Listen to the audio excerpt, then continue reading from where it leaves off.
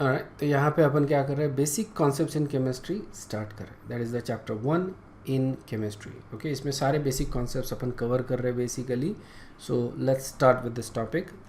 सो पहला जो अपन चीज़ देख रहे हैं, that is basically what is the definition of chemistry. How do you what do we study in chemistry. तो it's a branch of science. It's a branch of science that deals with composition, structure and properties of matter का जो composition है, structure और उसकी property, इसको लेके अपन study करते हैं. For example, it's a branch of science that will deal with something like calcium carbonate क्या है, इट्स अ इनऑर्गेनिक कंपाउंड, है ना. तो इसकी प्रॉपर्टीज़ क्या है, इसका स्ट्रक्चर क्या है, ठीक है, इसको अपन कहीं के लिए यूज़ कर सकते हैं. ओके, इसके बारे में अपन स्टडी करेंगे.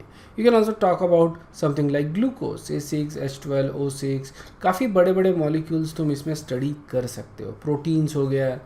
ओके, सो ऑल दीज उनकी प्रॉपर्टीज, स्ट्रक्चर और कंपोजिशन अगर डिस्कस करते हैं, so you are basically talking about chemistry. समझ में आया क्या. There are many branches of science. Actually chemistry is one of the branch. इसमें भी अभी ब्रांचेस है केमिस्ट्री में इटसेल्फ. सो उसके बारे में थोड़ा सा एक ब्रीफ इंट्रोडक्शन मैं दे देता हूँ. सो यू हैव केमिस्ट्री, और यहाँ पे you have 3 things to discuss. ठीक है, इसमें 3 सब ब्रांचेस होते हैं. एक होता है फिजिकल केमिस्ट्री, दूसरा होता है इनऑर्गेनिक केमिस्ट्री, और तीसरा होता है ऑर्गेनिक केमिस्ट्री.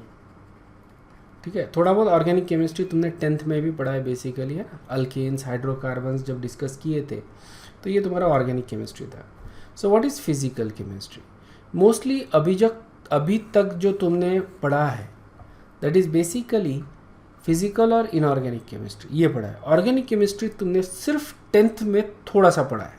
ओके, 10th में थोड़ा सा, जो आखिरी वाला जो चैप्टर था, chemistry of carbon and compounds, right, chemistry of carbon, तो ये जो चैप्टर था that was basically your organic chemistry chapter. ठीक है, बाकी तो it's just physical and inorganic chemistry. ठीक है, तो फिजिकल केमिस्ट्री में हम देखते हैं लॉज ऑफ केमिस्ट्री.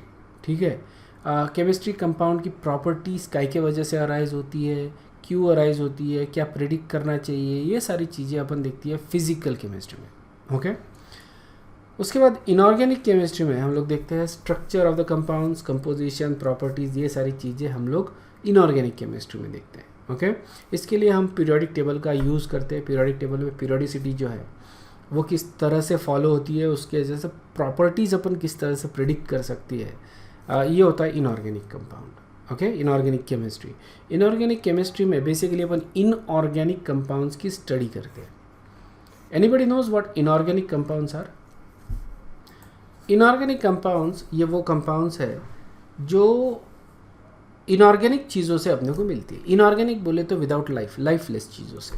ठीक है, जैसे पत्थर हो गए, माइंस हो गए, है ना, ये सीमेंट हो गया. So these are all inorganic things, isn't it. जो चीज़ें अपन यूज़ करते हैं, ओके, उनको अपन बोल रहे हैं इनऑर्गेनिक थिंग्स. सो इनऑर्गेनिक चीज़ें वो होती है जो इनऑर्गेनिक चीज़ों से आती है. इसको लाइफलेस चीज़ों से जो मिल रही है उसको अपन बोल रहे हैं इनऑर्गेनिक. ठीक है, और ऑर्गेनिक चीज़ें जो होती है वो लाइफ से आती है, ऐसा अपन बताते हैं. But you know this definitions are not correct anymore. इनको अपन चेंज कर दिए हैं. हम ऑर्गेनिक कंपाउंड्स वो बोलते हैं organic compounds this actually have at least carbon and hydrogen. इस तरह के कार्बन कंपाउंड्स को अपन बोलते हैं organic compounds. And in many cases these are coming from something that had life. Organic चीज़ें जो है in many cases they are coming, these are not lifeless things. Petrol, diesel, है ना, ये फॉसिल फ्यूल्स है बेसिकली. हाइड्रोकार्बन्स है. उसी तरह से glucose, sugar, these are carbohydrate, right. ये भी प्लांट और इनसे आ रहे हैं. So all of these things should be coming from life thing, लेकिन ऐसा नहीं है. there are certain things that are coming from inorganic things, but in general अपन बोलते हैं कि वो चीज़ें जिसमें कार्बन और हाइड्रोजन है, ऐसे कंपाउंड्स को अपन ऑर्गेनिक कंपाउंड्स, और उनकी स्टडी अपन करते हैं ऑर्गेनिक में. ठीक है, तो ऑर्गेनिक में हम स्टडी करते हैं कि कौन से फंक्शनल ग्रुप्स है, उनकी प्रॉपर्टीज़ क्या है, उनके रिएक्शंस क्या है, उनको बनाते कैसे, और उनके यूजेस कैसे, यहाँ पे अपन ऑर्गेनिक में वो पढ़ते हैं. ठीक है, so these are the 3 basic branches of science of chemistry basically.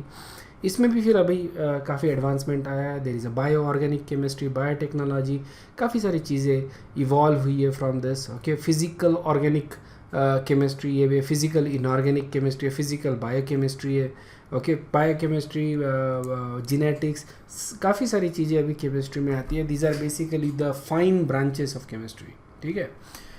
Anyway, so that's basically your in general how the chemistry is divided, physical, inorganic और organic. ये हमारे लिए. ठीक है. तो हम लोग यहाँ पे बोल रहे हैं कंपोजिशन, स्ट्रक्चर और प्रॉपर्टीज़, इसका study of matter is chemistry.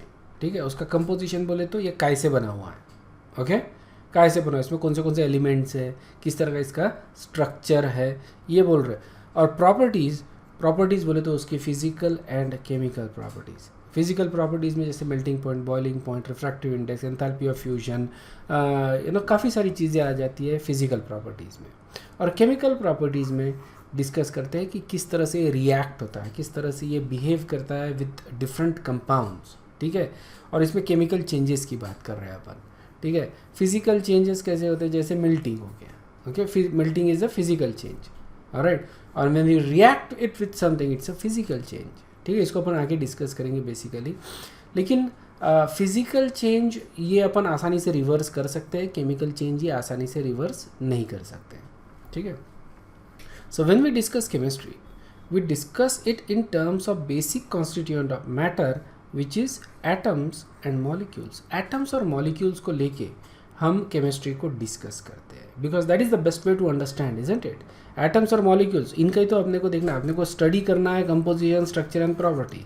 जब अपन बेसिक कॉन्स्टिट्यूएंट समझेंगे, ठीक है, उनका अरेंजमेंट समझेंगे, तो हमको प्रॉपर्टी और ये जो कंपोजिशन है वो अच्छे से समझ में आएगा. Basically why things are the way they are, समझ में आएगा. एक आधी चीज़ क्यों है, वाटर का स्ट्रक्चर ऐसा क्यों है. ऑलराइट. अब ना water we know has a formula. ठीक है. ये हो गया उसका composition. Okay, this is the composition of water, that is not the structure. Structure होता है उसका इस तरह से, there are two lone pair of electrons on oxygen. The question is why. ये ऐसा क्यों है, सीधा क्यों नहीं है, ऐसा क्यों नहीं है, ऐसा स्ट्रेट क्यों नहीं है. ये तो ज़्यादा कन्वीनियंट हो जाता ना उसके लिए, isn't it? But that is not the correct structure. This is the correct structure of water. There is a specific bond angle. ये जो bond angle है ना, okay, ये जो bond angle आ रहा है, that bond angle is 104.5 degrees. समझ रहे, 104 बराबर है, 104.5 डिग्री का ये बॉन्ड एंगल है, वेरी स्पेसिफिक. ठीक है. ये वाटर का स्ट्रक्चर हो गया. अब वाटर का स्ट्रक्चर ऐसा क्यों है, ऐसा क्यों नहीं है, ओके, इसका भी कारण अपने को आगे मिलेगा. ठीक है. अब एक बार स्ट्रक्चर समझ में आ गया कि ठीक है, ये तो स्ट्रक्चर हो गया, इसकी वजह से इस तरह से इसका स्ट्रक्चर है, तो हम इसकी प्रॉपर्टी समझ सकते हैं. ठीक है ना. तो हम इसकी प्रॉपर्टी समझ सकते हैं. अगर मान लो कि स्ट्रक्चर ऐसा होता, ठीक है, ऐसा मानते हैं, एक बार मान लेते हैं कि चलो ठीक है स्ट्रक्चर ऐसा है, तो क्या होता है, कोई बता सकता है. ऐसा नहीं है स्ट्रक्चर, ऐसा स्ट्रक्चर है, तो क्या होता, what difference would have made. सबसे पहले तो स्ट्रक्चर चेंज हो जाने से प्रॉपर्टीज़ जो है वो अलग हो जाएगी. प्रॉपर्टीज़ जो है वो रहेगी डिफरेंट प्रॉपर्टीज़. सो ये जो है इसकी प्रॉपर्टी इससे अलग रहेगी. ठीक है. अब इसके प्रॉपर्टी से what difference would it actually make. Now think about what are the properties of water right now. Water is a liquid, बराबर है. Water is a liquid. इसका melting point, okay, melting point बोले तो ice का बोल रहा अपन है ना, 0 डिग्री सेल्सियस अपन ने डिसाइड किया है. इसका boiling point is 100 degree Celsius. ठीक है. लिक्विड एट रूम टेम्परेचर, या इट हैज़ अ डेंसिटी अपन ने डिसाइड किया 1 ग्राम पर ml, that is the density of it. ठीक है. और सबसे इम्पोर्टेंट जो प्रॉपर्टी आती है इसमें, ice is less dense than water. Isn't it? ये एक्चुअली सबसे इंपॉर्टेंट प्रॉपर्टी है इसकी. Okay, ice is less dense than water. अगर ये स्ट्रेट हो जाता है तो ये definitely not going to be a liquid at room temperature, ये पक्का है. It will be a gas at room temperature. समझ में आया क्या? सिर्फ स्ट्रक्चर चेंज करने से क्या हो गया, हमारा जो लिक्विड वाटर है वो हो गया गैस एट रूम टेम्परेचर. ठीक है. इसका जो मेल्टिंग पॉइंट है क्या ज़ीरो रहेगा? नहीं, ये डिक्रीज हो जाएगा. बॉइलिंग पॉइंट ये भी लोअर हो जाएगा. ठीक है. मतलब अभी जो वाटर है that is liquid at only eight a very low temperature. ठीक है. May be may be lower than zero, उसी स्टेट में ये लिक्विड है. मतलब even at 0 degree Celsius it is actually a gas. समझ में आया? उससे भी कम टेम्परेचर पे जाओगे तो जाके तुमको लिक्विड वाटर मिलेगा, अदरवाइज नहीं मिलेगा. ठीक है. इसकी डेंसिटी ये बहुत लो हो जाएगी. गैस है ना, डेंसिटी में 1000 ऑफ टाइम्स का डिफरेंस पड़ जाएगा एट रूम टेम्परेचर. ठीक है. और सबसे इम्पॉर्टेंट चीज़ जो होती है वो ये, ice is less dense than water. ये भी प्रॉपर्टी चेंज हो जाएगी. अब ice is going to be heavier than water. समझ में आया क्या? आइस अब सिंक हो जाएगा पानी में, लिक्विड पानी. सबसे पहले तो तुमको लोअर टेम्परेचर जाना पड़ेगा, वेरी लो टेम्परेचर, और उसके बाद जो लिक्विड वाटर है, ठीक है, उसमें अगर तुमने आइस डाल दिया at a very low temperature, remember the ice will simply sink. Now इन प्रॉपर्टीज के वजह से what difference would it make? Think about it. देखो, प्रॉपर्टीज चेंज हो गई इसकी. जो वाटर लिक्विड था वो अब गैस में कन्वर्ट हो गया एट रूम टेम्परेचर. तो अब बताओ क्या क्या चेंज मिलेगा अपने को इसमें? इसके वजह से क्या चेंजेस अपने को दिखेंगे? Anyway, so what is happening here कि स्ट्रक्चर चेंज होने से प्रॉपर्टीज़ जो है इसकी फिजिकल प्रॉपर्टी चेंज होगी, ऑब्वियसली केमिकल प्रॉपर्टी भी चेंज हो जाएगी. Isn't it? सारी प्रॉपर्टी चेंज होगी. और हमारा जो सर्वाइवल है, ओके, हमारा बोले तो ऑल लाइफ फॉर्म का, सारे लाइफ फॉर्म्स का सर्वाइवल के ऊपर डिपेंड करता है? वाटर के ऊपर. वाटर के ऊपर बोले तो H2O के ऊपर नहीं, बट वाटर की ये जो प्रॉपर्टी है, दीज आर वेरी खास प्रॉपर्टीज़. ठीक है. ये जो प्रॉपर्टीज़ है वाटर की, and all the other properties, physical as well as chemical property, इन प्रॉपर्टी के ऊपर हमारा सर्वाइवल है. और जब प्रॉपर्टीज़ ही चेंज हो गई तो हमारा सर्वाइवल भी नहीं बचेगा. आई एम श्योर कि no life would actually exist anywhere if you change water from this structure to that structure. समझ में आया क्या? वाटर का स्ट्रक्चर चेंज कर दो, इसको सीधा कर दो, तो कोई भी लाइफ एग्जिस्ट नहीं करेगा. We wouldn't exist, nothing will exist. समझ में आया क्या? It will just be planets, rocks, that's all it is. Inorganic matter, no organic matter would ever exist if the water का जो structure है वो सीधा हो गया. एक छोटी सी चीज़, ये structure है, इसको सीधा कर दिया. Okay, यहाँ पे there is a greenery, there is a life, there is an animal, there is an ecosystem. They are we, thinking, living, breathing, enjoying life. ठीक है? Why? Because the water is like that. समझ में? इसको straight कर दिया, everything gone. समझ में आया ना? nothing, no life actually exists. So that is the significance of it. You understand that? That is the significance of structure. Structure के वजह से properties, और properties की वजह से कुछ भी हो सकता है. फिर then everything would actually change. Everything depends upon the structure because the properties depends upon the structure. किसी भी चीज़ के ले लो, oxygen, right, nitrogen, ammonia, all those things, right. Oxygen is special. Oxygen बहुत ज़्यादा स्पेशल है, ध्यान में रखना. ऑक्सीजन हमारे को लगता है, right, we breathe oxygen. We also oxygen use करते हैं हम to defend our self from the micro organism. ये तुमको बायोलॉजी में पढ़ने को मिलेगा. Oxygen is also something that is very oxidant, actually oxidising agent है ऑक्सीजन. तो ये बैक्टीरियाज को मारने या उसको किल करने में भी हेल्प करता है. So very interesting properties, and all comes from the structure of that particular compound. समझ में आया क्या? ग्लूकोज हो गया, सारी चीज़ें हो गई, उसका स्ट्रक्चर है, इसीलिए उसकी वो प्रॉपर्टीज़ है. एक चीज़ चेंज कर दो, एक वेरिएबल चेंज कर दो, everything will change. For example अभी तुमने सुना होगा 5D ग्लूकोज, ऐसा कुछ तो भी है ना एक कोरोना के ऊपर, वो I think it's 2-deoxy glucose, isn't it? 2-deoxy glucose, okay, 2DG ऐसा कुछ तो भी उसको शॉर्ट फॉर्म दिया है. So that is basically medicine that is been approved, जो भी अपनी काउंसिल है उन्होंने अप्रूव किया है फॉर कोरोना ट्रीटमेंट. कुछ रिजल्ट्स है, पॉजिटिव रिजल्ट्स है. So what is 2-deoxy glucose? It's nothing, it's just a glucose. ठीक है, ग्लूकोज में हर कार्बन के ऊपर there is a OH group, 6 carbon है. ठीक है, तो इसके 2 अलग अलग स्ट्रक्चर आते हैं, थोड़ा कॉम्प्लिकेटेड मैटर है, but there is oxygen on every carbon.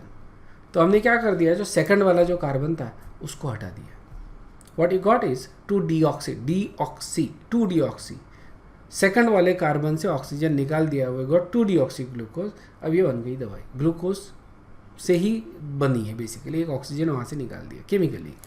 समझ में आ गया? सो एक ऑक्सीजन निकालने से ये मैटर को ख़त्म कर रहा है, इजंट इट? वायरस जो भी है उसको ख़त्म कर रहा है. देयर इज़ ऑल्सो, इसको स्टडी किया गया था for anti cancer medicine, as anti cancer medicine करके इसको स्टडी किया गया था. ठीक है, सो ऑब्वियसली सेल्स को ये मार रहा है 2-deoxy ग्लूकोज. ओके, और ऑक्सी ग्लूकोज लेते हैं अपन, जो नॉर्मल ग्लूकोज है अपना, वो ग्रोथ के लिए यूज़ होता है. And it should make sense, no? वो जो उसका जो प्रॉपर्टी है ऑक्सीजन, जो ग्लूकोज का, it is because of the structure, और उसमें जो एलिमेंट्स लगे हुए हैं उसकी वजह से उसकी वो प्रॉपर्टीज़ है, इसलिए वो हम लोग यूज़ करते हैं फॉर ग्रोथ. उससे अपन एनर्जी एक्सट्रैक्ट करते हैं ग्लूकोज से. सो स्ट्रक्चर चेंज हो गया तो उसकी वजह से प्रॉपर्टीज़ चेंज हो गई. और जो ग्लूकोज लाइफ के ग्रोथ के लिए यूज़ कर रहे थे अपन, वही अपन अभी क्या कर रहे हैं, लाइफ को स्टॉप करने के लिए यूज़ कर रहे हैं. That is what happens. Understood है? So it's very important to understand the relationship between the structure and the properties. Composition तो ऑब्वियसली इट इज़ नेसेसरी. जो कंपोजिशन है उसके वजह से स्ट्रक्चर है, जो स्ट्रक्चर है उसकी वजह से उसकी कोई खास स्पेसिफिक प्रॉपर्टीज़ है. ओके, तो यहाँ पे हम लोग मैटर को लेके डिस्कस करते हैं. मैटर क्या है? Anything that actually has a mass and occupies space. ये तुमने 9th और 10th में भी डेफिनेशंस देखी है, isn't it? Anything that has a mass, okay, किसी का वजन है, and that actually occupies space. ये दोनों चीज़ें होनी चाहिए तो जाके उस चीज़ को अपन क्या बोलते हैं, मैटर बोलते हैं. ऑलराइट, और सारे के सारे मैटर में there are atoms and molecules. Matter कैसे बना रहेगा? मैटर पार्टिकल्स से. मैटर पार्टिकल्स क्या है? एटम्स. एटम से मॉलिक्यूल्स बनते हैं, मॉलिक्यूल से मैटर बनता है. समझ में आया? So all matters are basically made up. जो भी ले लो तुम, प्लास्टिक पेन ले लो, ठीक है, तुम्हारा आयरन का रॉड ले लो, या फिर ये चश्मे की फ्रेम है, everything, glass, everything is made up of atoms and molecules. समझ में आया? एंड इसी से मैटर बनता है. You know the glass is made from silica. Okay, अब सिलिका का स्ट्रक्चर तो, कंपोजिशन तो वही है, SiO2 ही है, जिससे सैंड बनती है.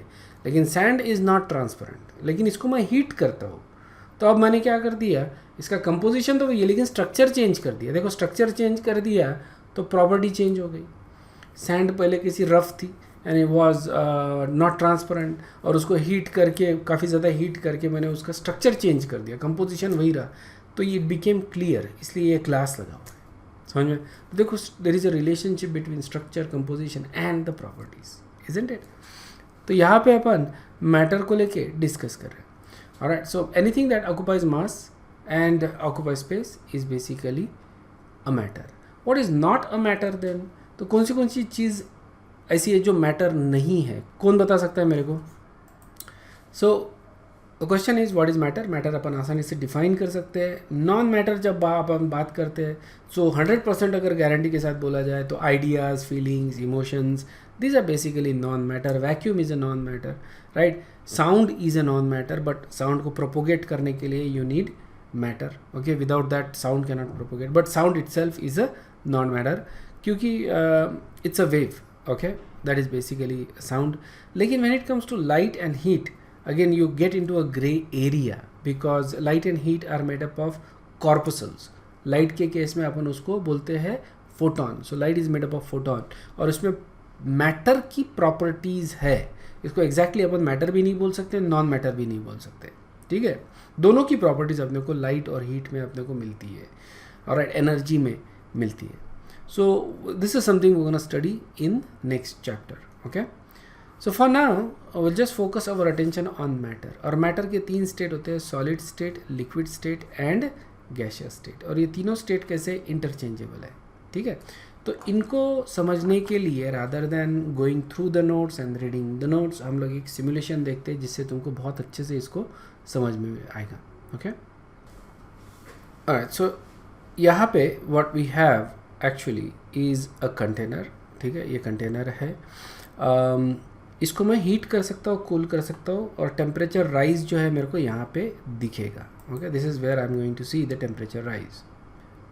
On this side, I have various different atoms or molecules I can choose. I can choose argon. ये argon हो गया, थोड़ा सा बड़ा रहेगा नियॉन से। ये है ऑक्सीजन मॉलिक्यूल, तुमको दिख रहा है 2 ऑक्सीजन एटम्स कनेक्टेड है, O2, that is the oxygen molecule, बिल्कुल यहाँ पे जैसा दिखा है वैसे ही दिख रहा है।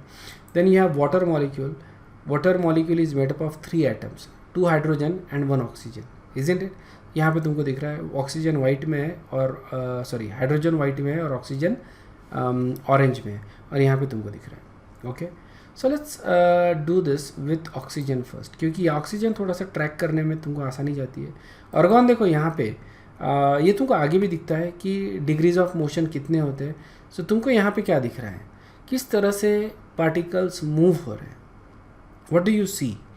ये सॉलिड स्टेट है, argon in a solid state, काफ़ी लो टेम्परेचर है 43 केल्विन।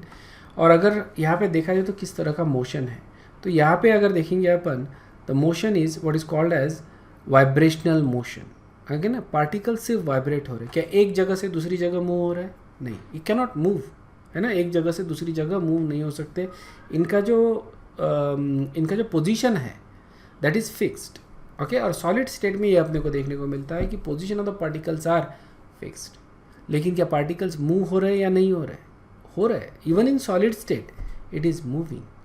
तो क्या मैं बोल सकता हूँ कि ये अगर सॉलिड है, यहाँ पे भी पार्टिकल्स मूव हो रहे हैं, of course particles are moving, ठीक है।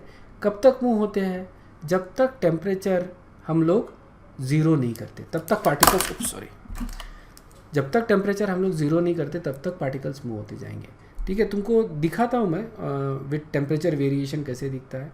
So that is basically argon in solid state. यही अगर मैं लिक्विड स्टेट में चले जाऊँ, so this is argon in a liquid state. अब कितने मोशंस दिख रहे हैं तुमको, अब तुमको वाइब्रेट होते हुए दिख रहा है क्या, हाँ थोड़ा बहुत वाइब्रेशन है, इजंट इट।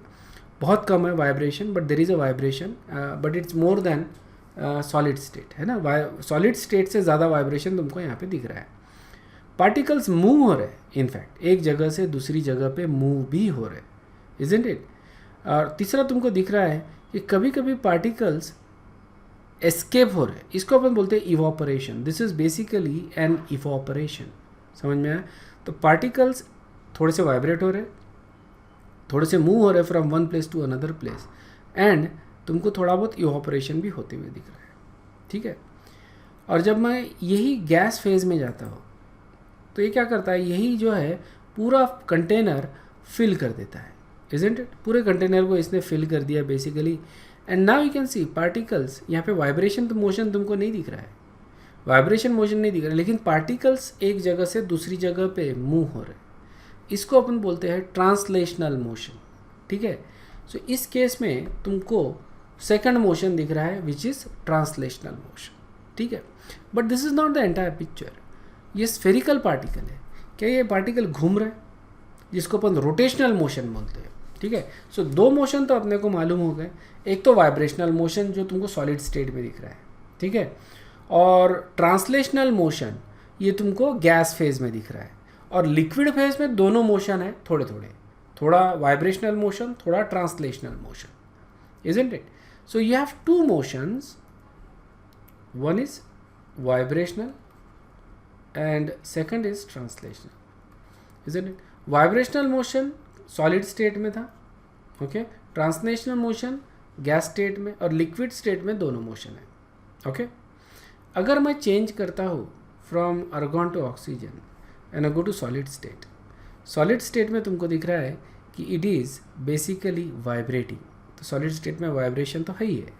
लिक्विड स्टेट में देखो क्या हो रहा है, ऑक्सीजन है ना लिक्विड स्टेट, ओके। तो यहाँ पे ऑब्वियसली वाइब्रेशनल मोशन है, थोड़ा बहुत ट्रांसलेशनल मोशन भी है, इजंट इट, थोड़ा बहुत ट्रांसलेशनल मोशन है। गैस स्टेट में देखो क्या हो रहा है, वाइब्रेशनल मोशन अब नहीं के बराबर है वाइब्रेशनल, लेकिन ट्रांसलेशनल मोशन है, पार्टिकल्स आर मूविंग। लेकिन तुमको ये भी दिख रहा है कि पार्टिकल्स आर रोटेटिंग, रोटेट भी तो कर रहा है।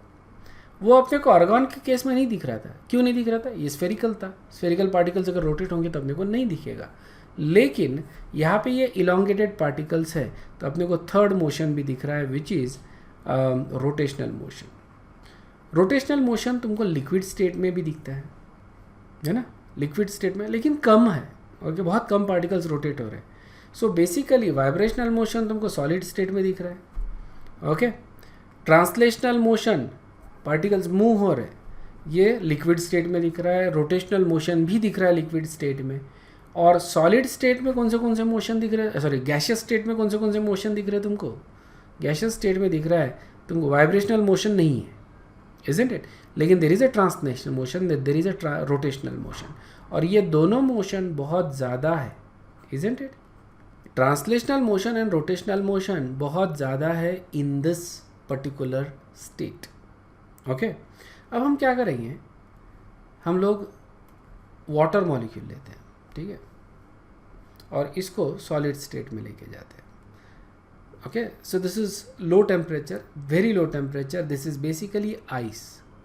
ये आइस दिख रहा है तुमको, आइस में भी पार्टिकल्स वाइब्रेट हो रहे हैं eight a very low temperature, ठीक है।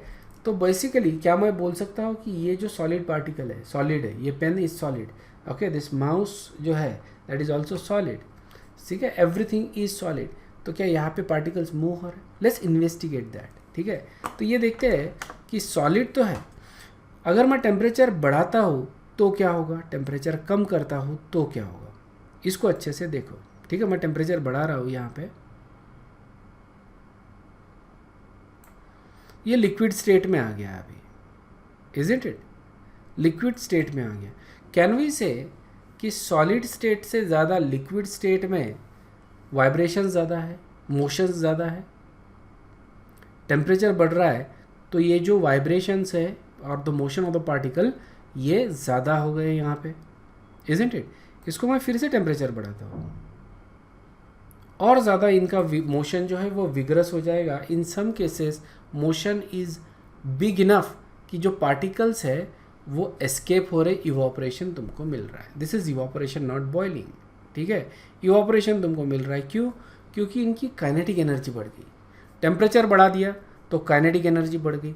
काइनेटिक एनर्जी बढ़ने की वजह से जो बाइंडिंग फोर्स है वहाँ से ये पार्टिकल्स एस्केप हो सकते हैं from the binding force. Kinetic energy बढ़ने के वजह से बाइंडिंग फोर्स से ये पार्टिकल्स एस्केप हो सकते हैं।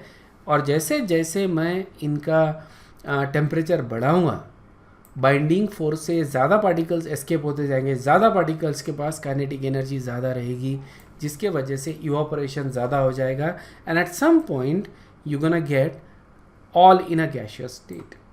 और यू कैन क्लियरली सी कि टेम्परेचर बढ़ाने से इनकी काइनेटिक एनर्जी बढ़ रही है। टेम्परेचर अब कम करूँगा तो क्या होगा, ठीक है। So let's do that, temperature कम करते हैं, ठीक है। So gonna reduce the temperature. तुमको एक बात क्लियरली दिख रही है कि टेम्परेचर कम करने से इनका जो मोशन है, उनकी जो काइनेटिक एनर्जी है वो डिक्रीज हो रही है। तो जैसे जैसे हम लोग टेम्परेचर कम करेंगे,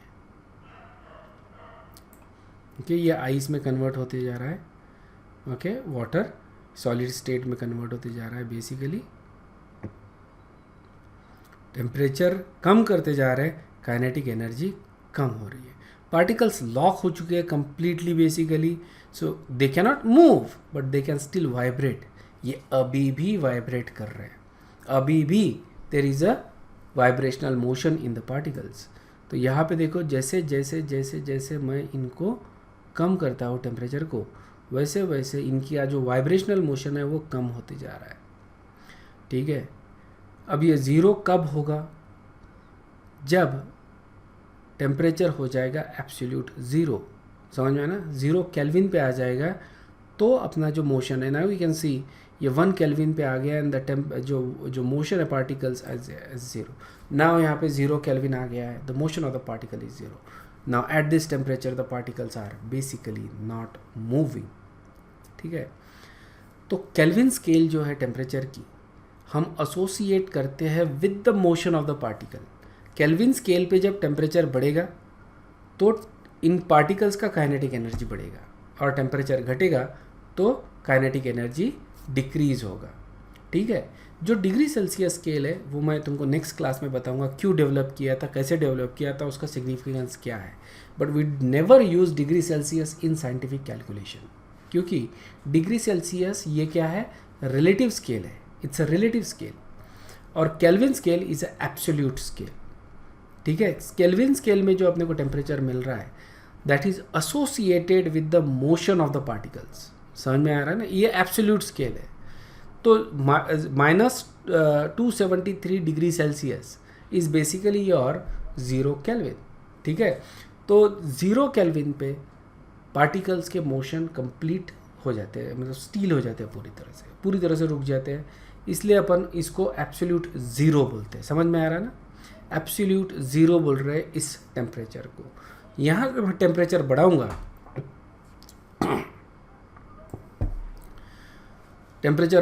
जैसे ही मैंने टेम्परेचर बढ़ाया तो क्या हो गया, काइनेटिक एनर्जी जो है आ गई पार्टिकल्स के पास, दे आर मूविंग, ओके। और जैसे जैसे मैं टेम्परेचर बढ़ाऊंगा काइनेटिक एनर्जी बढ़ेगी, ऑलराइट। और इसी से kinetic theory of gases develop की गई है, जो केमिस्ट्री में भी है, फिजिक्स में भी है, ऑलराइट। और हम लोग इसी चीज़ को बेसिकली स्टडी कर रहे हैं अभी, इसको और डिटेल में स्टडी करेंगे when we go to gaseous state. Gaseous state में यही सिमुलेशन मैं तुमको गैसियस स्टेट में दिखाऊंगा, और उसमें अपन और ज़्यादा चीज़ों को इसमें से डिस्कस करेंगे, ठीक है। हम देखेंगे कि प्रेशर कैसे आता है, वॉल्यूम ऑफ द गैस, ये सारी चीज़ें अपन डिस्कस करेंगे, ठीक है। सो आई होप कि this is clear. Basically there are 3 states of matter, solid, liquid and gas state. Solid state में, okay let's go to oxygen, looks better. Oxygen, the solid state में there is a definite volume and definite shape, है ना, change नहीं होगा। Ice को मैंने कोई भी फ्लास्क में डाल दिया तो इसका कोई भी पैरामीटर, उसका वॉल्यूम या उसका शेप चेंज नहीं होने वाला, इजंट इट। लेकिन लिक्विड में there is a definite volume but the shape is not definite, shape change होता है, एंड शेप जो है वो डिपेंड करेगा फ्लास्क में, ओके। अगर मैंने कटोरी में पानी लिया तो उसका शेप अलग, ग्लास में पानी लिया तो शेप अलग, लेकिन वॉल्यूम सेम, समझ आया। Volume is not definite but the shape is volume is definite but the shape is not definite. Shape इसका जो फ्लास्क रहेगा उसके हिसाब से इसका शेप रहेगा। And if you go to gas, gas में ना तो वॉल्यूम डिफाइनाइट है ना तो शेप डिफाइनाइट है, ठीक है। वॉल्यूम इसका वो रहेगा जो कंटेनर का वॉल्यूम है, शेप भी इसका वो रहेगा जो कंटेनर का वॉल्यूम है, ठीक है। कंटेनर का जो शेप है वही शेप, और वॉल्यूम भी उसका वही वॉल्यूम रहेगा जो कंटेनर का है। सो यहाँ पे गैस स्टेट हम सबसे पहले स्टडी करते हैं, और तेरा 3 states, solid, liquid and gas. तो हम एक्चुअली देखा जाए तो सबसे पहले गैस स्टेट जो है वो स्टडी करते हैं, और उसके बाद सॉलिड स्टेट स्टडी करते हैं।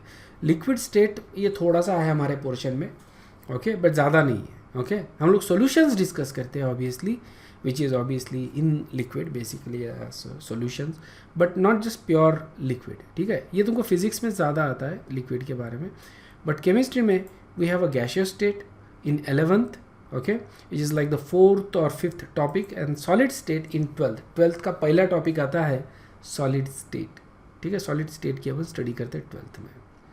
सो this is basically where we can stop. अगर कोई डाउट है तो पूछ सकते हो, अगर नहीं है तो you guys can leave, and I'll see you in the next class, in tomorrow's class. Okay, thank you very much. Bye bye.